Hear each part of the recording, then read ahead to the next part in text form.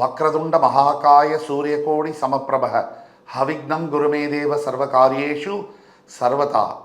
தென்னாட்டுடைய சிவனே போற்றி, என் நாட்டவர்க்கும் இறைவா போற்றி. நண்பர்களே, இந்த புத்தம் புதிய காணொலியில் உங்கள் அத்துணை பேரையும் சந்திப்பதில் மிக்க மகிழ்ச்சி கொள்கிறேன். இன்னைக்கு நம்ம பார்க்க போகிறது 9 கிரகங்கள், நவகிரகங்களுடைய தசாபுக்தி பலன்கள். அதாவது இந்த பிளாக் பஸ்டர் சீரியஸில் ஒவ்வொரு கிரகத்துடைய திசையில் 12 லக்னங்களுக்கான பலன்கள், மேஷம் முதல் மீனம் வரை உள்ள லக்னங்களுக்கு ஒவ்வொரு கிரகத்துடைய திசையில் எந்தெந்த மாதிரி பலன்கள், யார் யாருக்கு யோகம், யார் யாருக்கு கவனமாக இருக்க வேண்டும், கோடிகளை கொட்டி கொடுக்கக்கூடிய தசா புக்திகள் எது, அதே மாதிரி மிகப்பெரிய பிரம்மாண்ட வாழ்க்கையை கொடுக்கக்கூடிய திசைகள் எது, அந்த கிரகங்கள் எது அப்படிங்கிறத பற்றி தெளிவாக பேசுகிற வரிசையில் முதலாவதாக இன்று சனி கிரகம், சனி பகவானுடைய மகாதிசை, 19 வருட ராஜாதி ராஜயோக சனி திசை. இந்த 19 வருட சனி திசை யார் யாருக்கு ராஜாதி ராஜயோகத்தை கொடுக்கும் திசை அப்படிங்கிறத பற்றி இன்னைக்கு விரிவாக பார்க்க போகிறோம். நீங்கள் யாராக இருந்தாலும், மேஷம் முதல் மீன லக்னம் வரை நீங்கள் எந்த லக்னத்தை சேர்ந்தவராக இருந்தாலும் இந்த வீடியோ உங்களுக்கு பிரத்யக்ஷமாக பொருந்தும். முழுசாக பாருங்க. இந்த வீடியோவில் என்னென்ன ராஜயோக பலன்கள் எந்தெந்த லக்னங்களுக்கு சனி திசை நடக்கும் பொழுது அப்படிங்கிறத பற்றி விரிவாக பேச போகிறோம். முழுசாக பாருங்கள். அது மட்டும் இல்லாமல் வீடியோவுடைய கடைசியில் சில பிரச்சனைகள் வருகின்ற லக்னங்களுக்கு பரிகாரங்கள் என்ன, சில கஷ்டங்கள் வரும்னா அதற்கு என்ன பரிகாரங்கள் அப்படிங்கிறத பற்றியும் விரிவாக பேச போகிறோம்.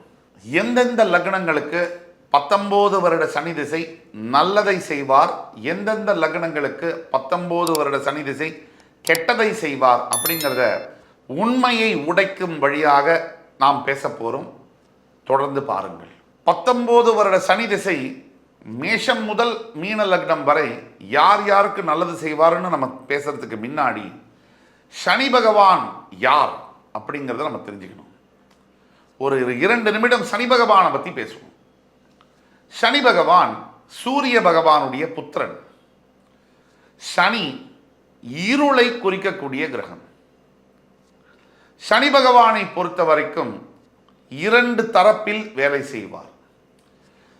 தசாநாதனாக வரும்பொழுது ஒரு மாதிரியான பலன்களையும், 7.5 சனி அஷ்டம சனியாக வரும்பொழுது வேறு விதமான பலன்களையும் மாற்றி செய்ய கடமைப்பட்டவர்.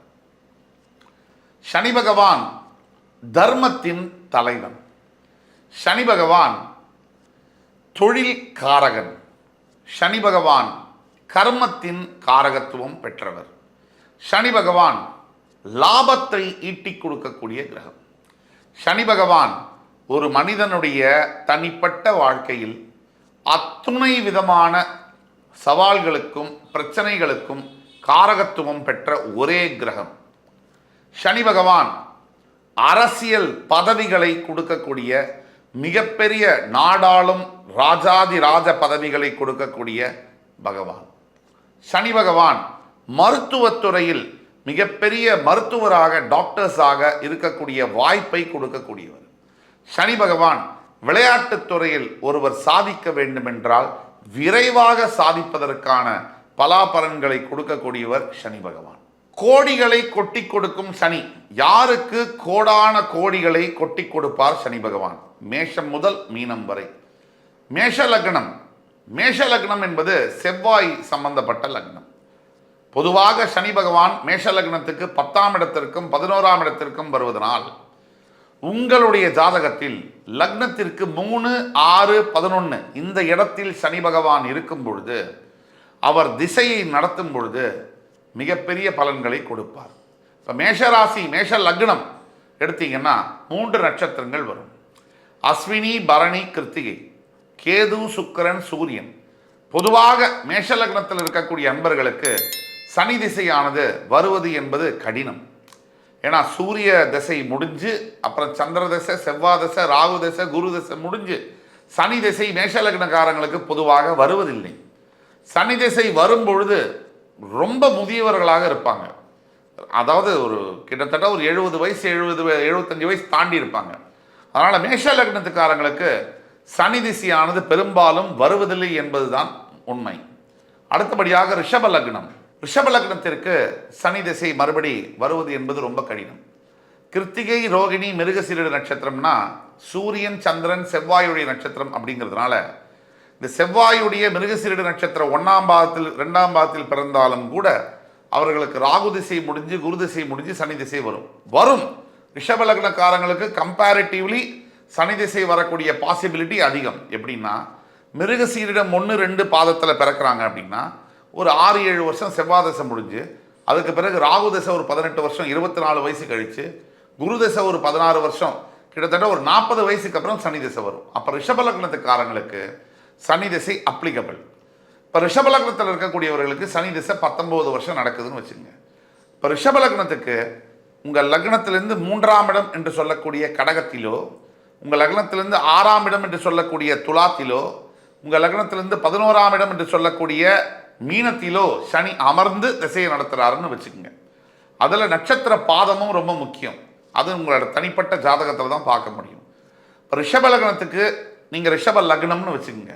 3, 6, 11 இந்த இடங்களில் சனி திசையை நடத்தும் போது அந்த 19 வருட சனி திசையானது ராஜாதி ராஜயோக திசை அப்படிங்கிறதுல எள்ளளவும் கருத்து வேறுபாடு இருக்கவே முடியாது. ஒருவேளை நீங்கள் ரிஷப லக்னமாக இருந்து உங்களுக்கு சனி திசை நடக்குதுன்னு வச்சுக்கோங்க, அதில் சரியான பலன்கள் இல்லை அப்படின்னா உங்கள் தனிப்பட்ட ஜாதகத்தை கண்டிப்பாக பரிசீலனை பண்ணி அதை சரி செய்து கொள்ள முடியும். ரிஷப லக்னத்துக்காரங்க ஒரு உதாரணத்துக்கு 19 வருட சனி திசையில் எந்த மாதிரியான பலன்களை தருவார் சனி பகவான்? எடுத்துக்காட்டிற்கு முதல் தரமாக உங்களுடைய ஜாதகத்தில் சுய ஜாதகத்தில் கடகத்தில் சனி பகவான் இருக்காருன்னு வச்சுக்கோங்க. இந்த கடகராசியில் இருக்கக்கூடிய சனி பகவான் புனர்பூச நட்சத்திரம் 4ஆம் பாதம் வாங்கியிருந்தாலோ ஆயில்ய நட்சத்திர பாதம் வாங்கியிருந்தாலோ நல்ல பலனை செய்வார். பூச நட்சத்திரம் தன்னுடைய சுய பாதத்தில் இருக்கும் பொழுது சற்று குறைவான பலனை செய்வார்.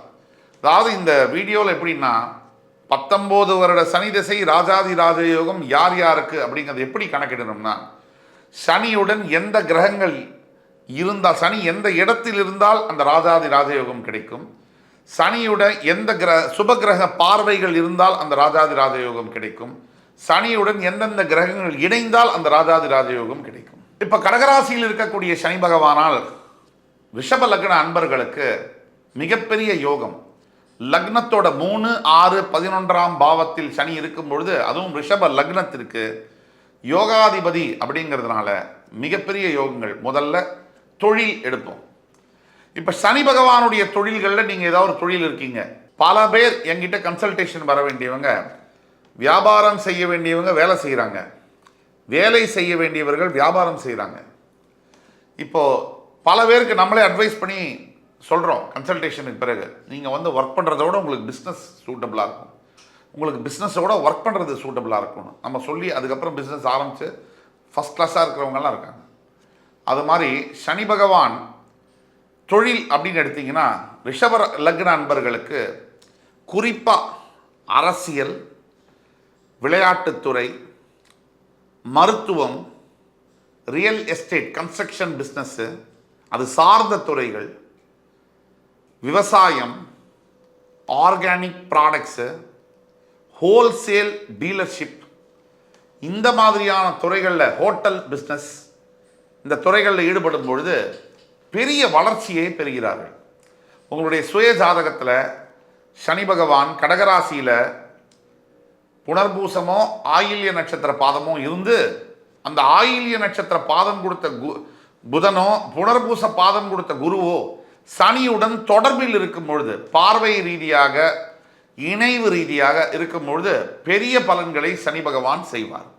இதில் புனர்பூசத்தை விட ஆயில்யம் ரொம்ப விசேஷம்.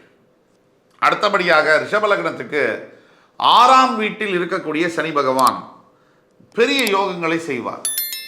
6ஆம் வீட்டில் இருக்கக்கூடிய சனி பகவான், அதான் சொல்கிற மாதிரி கடகராசி, கன்னி ராசி, மகரம், கும்பம், மீனம், கடகம், கன்னி இந்த இடத்துல சனி இருந்தாலோ, அதாவது ரிஷப லக்னத்துக்கு கடகம், கன்னி, மீனம் இந்த 3 இடத்துல சனி இருக்கும்போது யோக பலனை செய்கிறார். இது பார்க்கணும். இதில் என்னென்ன மாதிரி விஷயங்கள் தொழில் எடுத்தீங்கன்னா நீங்கள் தொழில் செய்கிறது தான் ரொம்ப நல்லது. ரிஷப லக்னமாக இருந்து உங்களுடைய சனி 3, 6, 11 இருந்தால் நீங்கள் தொழில் செய்வது தான் நல்லது. எந்தெந்த தொழில் செய்யணும் அப்படிங்கிறத நம்ம இப்போ தான் சொன்னோம். அது ஒன்று பக்கம். சரி, நான் வேலை செய்கிறேன், வேலை தான் எனக்கு கிடச்சிருக்கு, 15 வருஷமாக நான் வேலை தான் செய்கிறேன் அப்படின்னா எந்த மாதிரியான துறைகளில் வேலை செய்யலாம்?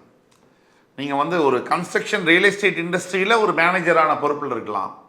இல்லது நீங்கள் வந்து ஒரு பேச்சு சம்பந்தப்பட்ட தொழில்களில் இருக்கலாம். இல்லை நீங்கள் வந்து ஒரு எழுத்து சம்பந்தப்பட்ட துறைகளில் இருக்கலாம். இல்லை டெலி கம்யூனிகேஷன் இண்டஸ்ட்ரியில் இருக்கலாம். அல்லது ஆன்மீகம் சம்பந்தப்பட்ட தொழில்களை நீங்கள் தொழிலாக வைச்சிருக்கலாம், வேலை செய்யலாம். இந்த மாதிரி வேலைகளில் இருக்கும்போது பெரிய வாய்ப்புகள் கிடைக்கும். திருமண வாழ்க்கையில் எந்த மாதிரியான ராஜயோகத்தை கொடுப்பார்னா, ரிஷப லக்னமாக இருந்து உங்களுடைய சனி பகவான் 19 வருஷ திசையை நடத்தும் போது மிகப்பெரிய யோகங்கள் 40 வயசுக்கு மேலே. அதாவது சடனாக வந்து பார்த்தீங்கன்னா ஒரு நார்மலாக ஒரு சம்பாதிச்சுட்டு இருந்தவர் ஒரு பெரிய பதவியில் அமருவது, திருமண வாழ்க்கைக்கு பிறகு ஒரு லேட் மேரேஜ் ஆகக்கூடிய பாசிபிலிட்டிஸ் இருக்குது. ஆனால் அந்த திருமண வாழ்க்கைக்கு பிறகு ரிஷப லக்னத்தில் பிறந்தவர்களுக்கு 19 வருட சனி திசையானது திருமணத்திற்கு பிறகு 40 வயசுக்கு பிறகு ரொம்ப பெரிய ஒரு முன்னேற்றங்கள், வியாபாரத்தில் பல மடங்கு கோடிகளை சம்பாதிக்கக்கூடிய யோகங்கள், அள்ளி கொடுக்கக்கூடிய சனி பகவான் கிள்ளி கொடுப்பதில்லை, அள்ளி கொடுப்பார் அப்படிங்கிற மாதிரி இருக்குது. அதே மாதிரி வீடு மனை, மிகப்பெரிய தொழில் தருவார், மிகப்பெரிய ஒரு திருமண வாழ்க்கை, திருப்தியுள்ள வாழ்க்கையை தருவார். நல்ல அந்யோன்யம், கணவன் மனைவிக்குள்ள 40 வயசுக்கு மேலே அண்டர்ஸ்டாண்டிங்கை கொடுப்பார். பெரிய சொத்துக்கள், அசையா சொத்துக்களை சேர்க்கும்படியான யோகங்களை கொடுப்பார். அதே மாதிரி நிலம் வாங்கக்கூடிய, பெரிய அளவில் ஏக்கர் கணக்கில் நிலம் வாங்கக்கூடிய யோகங்களை 45 வயதுக்கு மேலே ரிஷபலக்னக்காரங்களுக்கு 19 வருட சனி திசையில் கொடுப்பார். அதே மாதிரி நினைத்து பார்க்க முடியாத பதவிகளில் உட்கார வச்சு அழகு பார்ப்பார் சனி பகவான். இப்போ நம்ம பேசக்கூடிய அத்தனையும் பொது பலன்கள். நீங்கள் பர்சனலைஸ்டாக இப்போ நம்ம சொல்லக்கூடிய பலன்கள் உங்களுக்கு நடக்கலை அப்படின்னா உங்களுடைய சுய ஜாதகத்தை பார்த்து தான் சொல்ல முடியும். பர்சனலைஸ்டு கன்சல்டேஷன் பண்ணணும். ஒரு எடுத்துக்காட்டுக்கு தான் சொன்னோம். வெளிநாட்டில் சமீபத்தில் ஒரு ஆஸ்திரேலியாவில் வேலை செய்யக்கூடிய ஒருத்தர் ஜாதகத்தை காமிக்கிறார். அவர் வேலை செய்ய வேண்டியவர் அல்ல, தொழில் செய்ய வேண்டியவர். நம்ம ஏற்கனவே சொன்ன மாதிரி நீங்கள் இந்த பிஸ்னஸை பண்ணுங்க அப்படின்னு நம்ம வந்து அட்வைஸ் பண்ணுறோம், பர்சனல் அட்வைஸ் பண்ணுறோம். அதை கேட்டு அவர் பிஸ்னஸை ஆரம்பித்தவர் இன்றைக்கி பிஸ்னஸ் ஓஹோன்னு தொடங்கி அற்புதமான ஒரு லைஃப்பை லீட் பண்ணுறார், பிரச்சனையிலேருந்து வெளில வந்து. ஸோ இப்போ வேலை செய்ய வேண்டியவர் தொழில் செய்கிறார், தொழில் செய்ய வேண்டியவர் வேலை செய்கிறார். வேலை செய்ய வேண்டியவர் என்ன தொழில் பண்ணுறார்? நாம் சொல்லி கொடுத்தா மாதிரி ஒரு ஹோட்டல், ஒரு பெரிய பிஸ்னஸ் இண்டஸ்ட்ரியில் வந்து சொந்தமாகவே பண்ணலாம். ஆனால் அங்கே போய் வேலை செய்கிறார், ரெஸ்டாரண்ட் மேனேஜராக இருக்கார். இப்படி மாற்றி இருக்குது. இதை பற்றி நம்ம விரிவாக சொல்லணும்னா நீங்கள் பர்சனலைஸ்டு கன்சல்டேஷன் ஆன்லைனில் கீழே கொடுக்கப்பட்டுள்ள வாட்ஸ்அப் நம்பரில் தொடர்பு கொண்டு தான் பேசணும். உங்களுடைய தனிப்பட்ட ஜாதகத்தை பார்த்து உங்களுடைய கர்மாவை கண்ணாடி போல் காட்ட முடியும் என்று கூறி அடுத்து வரும் காணொலியில் என் உயிரினும் மேலான அன்பு பெருமக்களை சந்திக்கும் வரை உங்களிடமிருந்து விடைபெறுவது உங்கள் சுபாஷ் பாலகிருஷ்ணன். நன்றி, வணக்கம், வாழ்க வளமுடன்.